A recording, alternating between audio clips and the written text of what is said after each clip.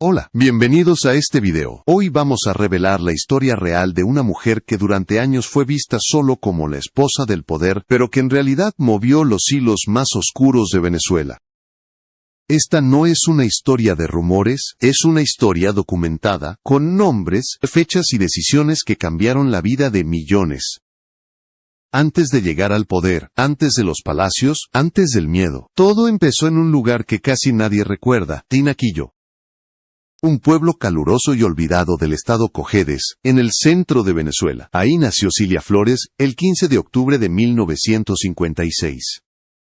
No nació con privilegios, no nació con contactos, no nació con poder, nació pobre, y en la Venezuela de los años 50, eso marcaba tu destino desde el primer día. Cilia era hija natural. Eso significaba crecer sin el apellido del padre, cargar con una vergüenza silenciosa, y entender muy pronto que el mundo no era igual para todos.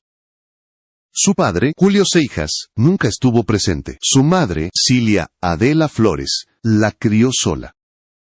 Desde pequeña, Cilia aprendió una lección que nunca olvidó. Nadie te regala nada y el poder es la única protección real. Cuando su familia se mudó a Caracas, no fue al elegante ni a las urbanizaciones cuidadas.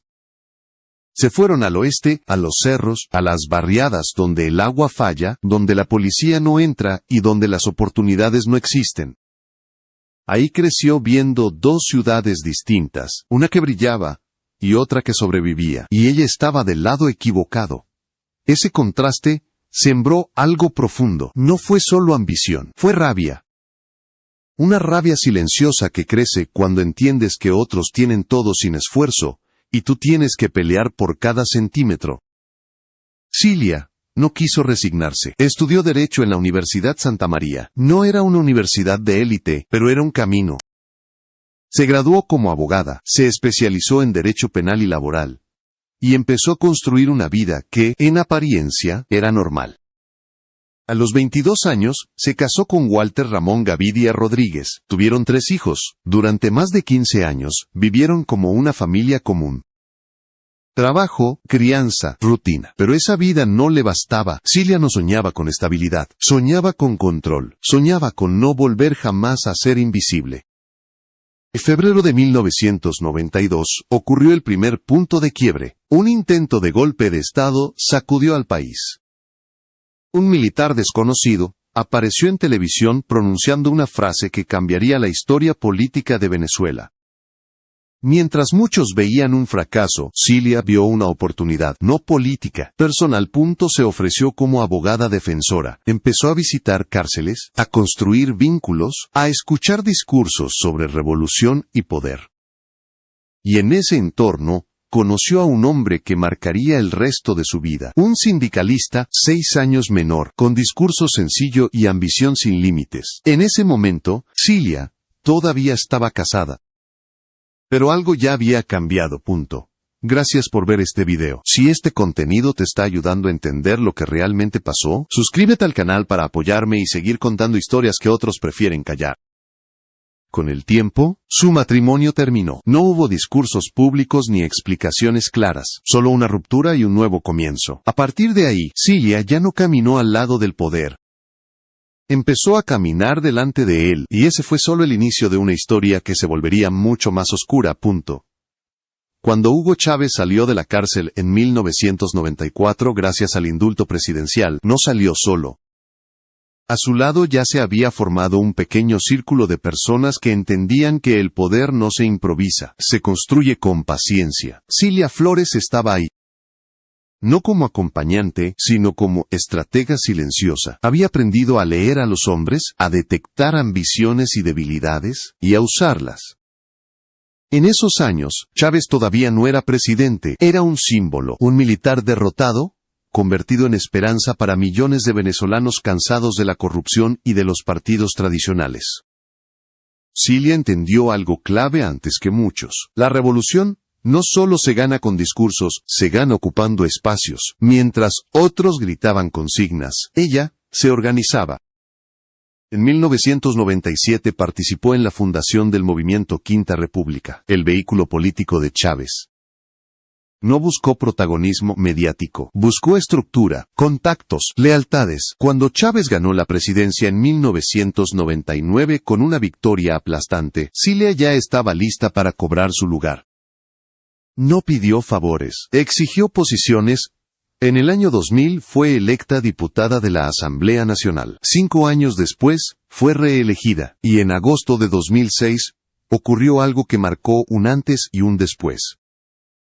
Cilia Flores se convirtió en la primera mujer en presidir la Asamblea Nacional de Venezuela, oficialmente, la mujer más poderosa del país después del presidente. Extraoficialmente, mucho más que eso. Desde ese cargo, empezó a demostrar cómo entendía el poder, no como servicio, como control. Las decisiones no se tomaban solo en sesiones públicas. Se tomaban en pasillos, en oficinas cerradas, en llamadas que no dejaban rastro. Cilia no levantaba la voz, no lo necesitaba. Su autoridad venía de su cercanía con Chávez, y de su capacidad para mover piezas, sin que nadie lo notara. Mientras tanto, su vida personal ya había tomado otro rumbo. Su relación con Nicolás Maduro, iniciada años atrás en el entorno de la defensa de Chávez, se consolidaba. Maduro no era un líder brillante, no era un orador carismático, pero tenía algo que Cilia valoraba más que la inteligencia: obediencia, lealtad, disposición absoluta a seguir instrucciones. Cuando Chávez se enfermó gravemente, el verdadero juego comenzó. El poder no acepta vacios, y Cilia llevaba años preparándose para ese momento. Fue una de las figuras clave en la decisión de impulsar a Maduro como sucesor, no por casualidad, porque era el hombre que podía controlar. En marzo de 2013, Chávez murió. El país quedó en shock, pero el relevo ya estaba decidido. Maduro fue ungido públicamente como heredero político. En abril ganó unas elecciones ajustadas y cuestionadas, pero suficientes. 3 meses después, en julio de 2013, Cilia y Maduro se casaron. No fue un acto romántico, fue un acto político. Cilia rechazó el título de primera dama. Dijo que eso era para la élite. Exigió otro nombre: primera combatiente, un símbolo, un mensaje claro. No estaba ahí para acompañar, estaba ahí para luchar y para mandar. Desde ese momento, el poder en Venezuela tuvo 2 caras. La visible, Maduro, dando discursos, firmando decretos, apareciendo en televisión, y la invisible, Cilia, decidiendo quién subía, quién calla y quién desaparecía del mapa político. Analistas y personas cercanas al gobierno coincidieron en algo: nada importante se decidía sin que ella lo supiera. Pero el control no le bastaba. El poder real, para Cilia, solo existe cuando está rodeado de sangre, de familia, de lealtades que no se rompen. Y fue entonces cuando comenzó uno de los capítulos más escandalosos de su historia: el uso del Estado como una extensión de su clan personal. El verdadero rostro del poder de Cilia Flores se hizo visible cuando empezó a confundir el Estado con su familia. Para ella no había diferencia. Gobernar significaba proteger a los suyos y colocar a los suyos en cada espacio posible. No era paranoia, era estrategia. En su visión, solo la sangre garantizaba lealtad absoluta. En 2008, estalló una denuncia que sacudió a la Asamblea Nacional. No vino de la oposición tradicional, ni de medios extranjeros. Vino desde adentro. William Díaz, representante sindical de los trabajadores del Parlamento, presentó documentos y nombres. Lo que denunció fue simple y devastador. Un concurso interno para contratar personal había sido manipulado. El jurado incluía familiares directos de Cilia Flores. La lista era clara: 47 personas. Hermanos, primos, sobrinos, nueras, parientes lejanos, todos con cargos dentro del Estado, algunos en puestos administrativos, otros en posiciones estratégicas. Todos conectados por el mismo apellido: la madre de Cilia, sus hermanos completos, 2 sobrinos, primos, y un nombre que simbolizaba hasta dónde llegaba su crueldad personal: Walter Gavidia, su ex esposo, el hombre con el que estuvo casada más de 15 años, el padre de sus 3 hijos, el hombre al que había dejado para iniciar su relación con Nicolás Maduro. Cuando Cilia alcanzó la cima del poder, no lo ignoró, lo humilló, lo colocó en la nómina de la Asamblea Nacional bajo su control, convertido en empleado de la mujer que lo había abandonado. No era ayuda, era dominación, un recordatorio permanente de quien mandaba. Cuando los periodistas preguntaron por el evidente nepotismo, Cilia respondió con una frase que se volvería famosa. Mi familia ingresó por cualidades propias. Me siento orgullosa y la defenderé siempre. No hubo investigaciones, no hubo sanciones. Nadie se atrevió a tocarla. Pero el uso del Estado como empresa familiar no terminó ahí. Con el paso de los años, los hijos de Cilia comenzaron a aparecer vinculados a operaciones Investigaciones en Estados Unidos señalaron esquemas de corrupción con la empresa petrolera estatal, préstamos en moneda local convertidos en dólares a tasas artificiales, ganancias de cientos de millones, dinero que debía ser para el país. Los nombres de sus hijos aparecieron junto a empresarios poderosos, testimonios, documentos. Ninguna consecuencia en Venezuela, porque investigar a la familia de Cilia era atacar el corazón del poder, y eso no se permitía. Mientras el país entraba en una crisis profunda, con escasez de alimentos y medicinas, el círculo familiar de la primera combatiente vivía en otra realidad. Viajes, lujo, acceso privilegiado, una burbuja completamente separada del sufrimiento de millones. Pero aún faltaba el golpe más duro, el escándalo que ya no se podía esconder. El que cruzaría fronteras y expondría ante el mundo hasta donde había llegado la corrupción del poder familiar. El sobrino que Cilia crió como hijo, el que tuvo acceso a todo. El que terminaría arrastrando su nombre al centro de una de las causas judiciales más graves de la historia reciente de Venezuela. Para entender la magnitud del escándalo que estaba por estallar, hay que hablar de Efraín Antonio Campo Flores. No era oficialmente hijo de Cilia, pero en la práctica lo fue. Era su sobrino, huérfano de madre, criado en su casa, educado con privilegios y protegido por el poder desde joven. Creció dentro del corazón del chavismo. Vio cómo funcionaba el Estado desde adentro, y aprendió muy rápido una lección peligrosa. La ley no aplicaba para la familia. Cuando Nicolás Maduro llegó a la presidencia en 2013, Efraín ya se movía con total libertad. Tenía pasaporte diplomático, tenía contactos en los niveles más altos del gobierno, vivía entre Venezuela y el extranjero con lujos imposibles para cualquier venezolano promedio. Mansiones, yates, escoltas. Mientras el país hacía filas para comprar comida, el sobrino de la primera combatiente vivía como un magnate. El 10 de noviembre de 2015, todo se rompió. Ese día, Efraín Campo Flores y su primo Francisco Flores de Freitas viajaron a Puerto Príncipe, Haití. Iban a cerrar un negocio. Creían estar negociando con representantes de un cartel mexicano. No sabían que todo era una operación encubierta de la DEA. Durante semanas, agentes estadounidenses grabaron cada reunión, cada llamada, cada promesa. En esas grabaciones, Efraín explicó el plan con frialdad. 800 kilos de cocaína serían enviados a Estados Unidos.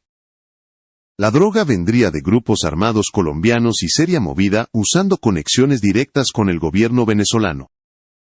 Hablo del hangar presidencial del aeropuerto de Maiquetía, un lugar donde nadie revisa nada, donde la familia del poder podía sacar lo que quisiera. Cuando aterrizaron en Haití, los estaban esperando. Fueron arrestados, esposados y trasladados de inmediato a Nueva York. Durante el vuelo, los interrogaron. No negaron nada. Admitieron quiénes eran. Admitieron sus conexiones.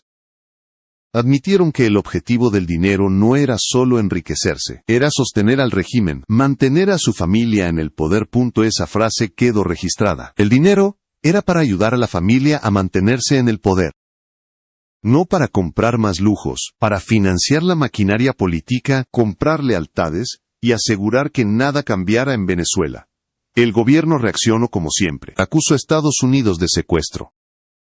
Denunció una conspiración imperial. Atacó a la DEA, pero las pruebas eran irrefutables. Audios, videos, confesiones, todo estaba documentado. En noviembre de 2016, un jurado federal declaró culpables a ambos. En diciembre de 2017, fueron condenados a 18 años de prisión cada uno, pero el daño ya estaba hecho. El apellido Flores quedó ligado para siempre al narcotráfico internacional. Durante los registros posteriores, las autoridades encontraron más drogas en propiedades de Efraín. Cientos de kilos adicionales, cocaína y heroína, escondidas en casas y en un yate. Todo mientras Venezuela se hundía en una crisis humanitaria sin precedentes. Pero había algo aún más inquietante. 2 testigos clave del caso murieron, uno antes del arresto, otro después, los 2 que podían conectar directamente a la familia del poder con la operación. Nunca se pudo probar quién ordenó esas muertes. Pero para muchos investigadores, no fue una coincidencia. Aún así, Cilia no reconoció nada, no pidió perdón, no admitió responsabilidades. Usó todo su poder durante años para intentar liberar a su sobrino. Y finalmente lo logró. En 2022, como parte de un intercambio de prisioneros, Efraín Campo Flores fue liberado y devuelto a Venezuela. Para Cilia, la familia siempre estuvo por encima de la ley, por encima del país, por encima de millones de personas. Y mientras ese escándalo sacudía al mundo, dentro de Venezuela, ocurría algo aún más oscuro, algo que no dejaba grabaciones, algo que no tenía testigos con vida. Mientras el mundo observaba el escándalo internacional de los narcosobrinos, dentro de Venezuela, se desarrollaba una realidad mucho más oscura y silenciosa. No se trataba de dinero ni de drogas, se trataba de control, de miedo, de aplastar cualquier intento de disidencia antes de que creciera. Y en ese sistema, Cilia Flores no era una figura decorativa. Era parte central del engranaje. A partir de 2014, cuando estallaron protestas masivas en todo el país, el gobierno respondió con una violencia que marcó un punto de no retorno.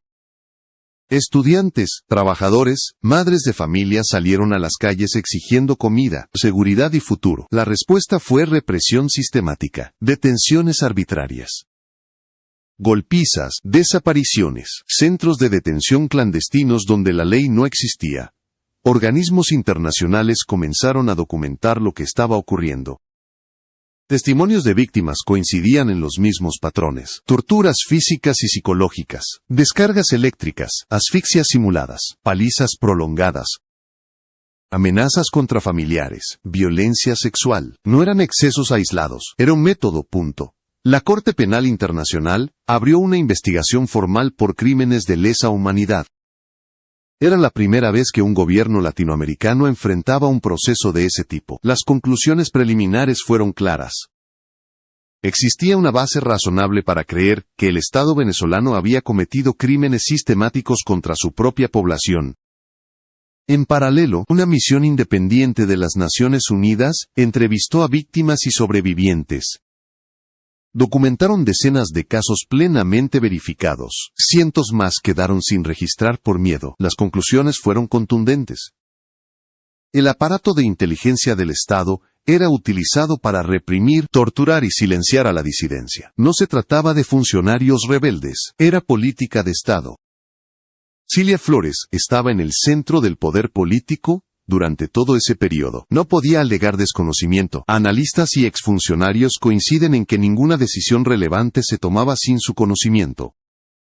Maduro aparecía en televisión. Ella operaba tras bastidores. Decidía quién era protegido y quién era sacrificable. Mientras las cárceles se llenaban de presos políticos, la familia de Cilia vivía otra realidad. Viajes de lujo, hoteles exclusivos, gastos imposibles de justificar en un país donde el salario mínimo no alcanzaba para sobrevivir.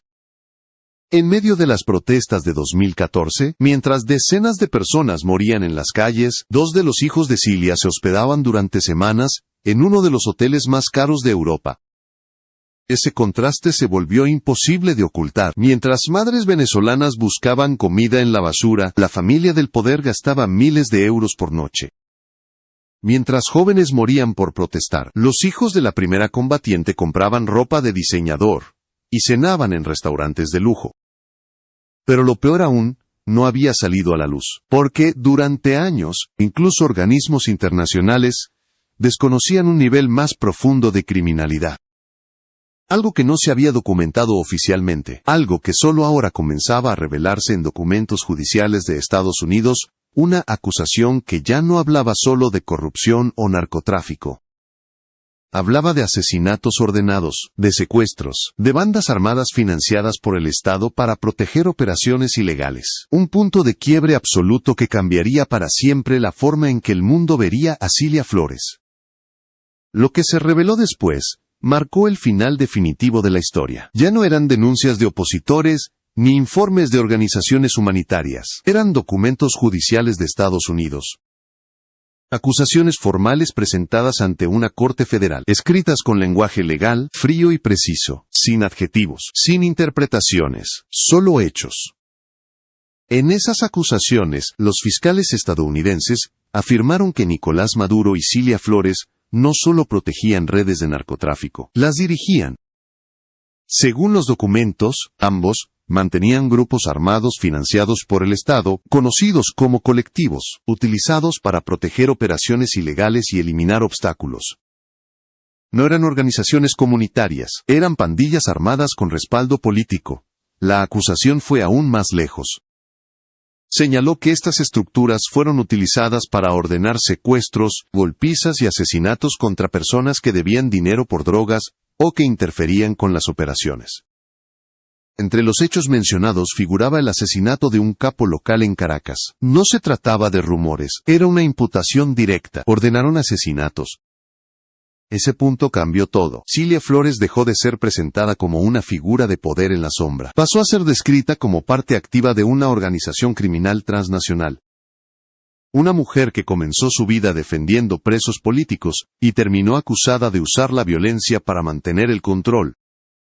La imagen pública se derrumbó. La narrativa de la mujer del pueblo, de la abogada, comprometida con los derechos humanos, se hizo añicos. Los mismos elementos de su pasado que alguna vez generaron simpatía se convirtieron en contraste brutal. La niña pobre de Tinaquillo había llegado al poder, y lo había usado para destruir a su propio pueblo. Millones de venezolanos ya habían huido del país, la mayor diáspora de la historia de América Latina, familias separadas, profesionales convertidos en migrantes sin derechos. Vidas reconstruidas desde cero, todo mientras una élite vivía aislada del sufrimiento que había provocado.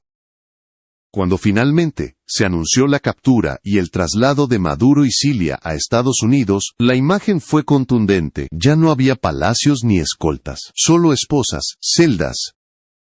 Un proceso judicial que avanzaría lentamente, pero que por primera vez colocaba a los responsables frente a consecuencias reales. Cilia Flores, que rechazó ser llamada primera dama, y exigió el título de primera combatiente, terminó combatiendo contra todo. Contra la prensa, contra los jueces, contra la verdad. Durante años ganó, pero al final perdió. Hoy, su nombre no representa poder ni revolución, representa una advertencia.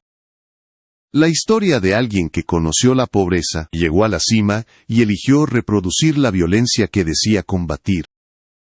La historia de cómo el poder absoluto, sin límites ni rendición de cuentas, termina devorándolo todo, incluso a quienes creen controlarlo para siempre.